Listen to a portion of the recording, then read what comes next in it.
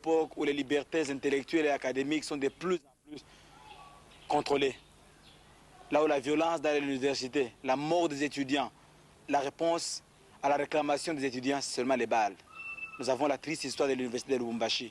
Le pouvoir du Zaïre le traque, mais il réussit à quitter le pays dans des conditions difficiles.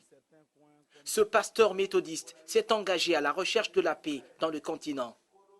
Il a initié le séminaire de prêtres et pasteurs sur la vie sociopolitique du 1er au 5 juillet 1992 au stade de Lomé, capitale du Togo.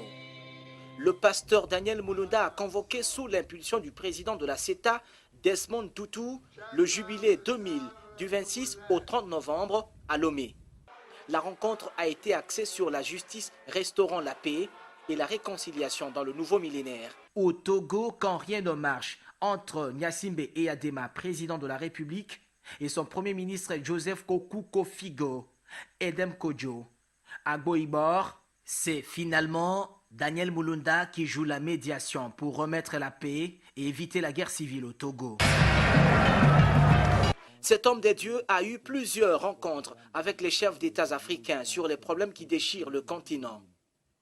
Avec feu le président Gnassingbé Eyadema du Togo, ce disciple de Desmond Tutu vient lancer un appel à l'effacement de la dette extérieure en faveur du continent africain. C'est l'appel à l'annulation de la dette extérieure de l'Afrique d'ici l'an 2000.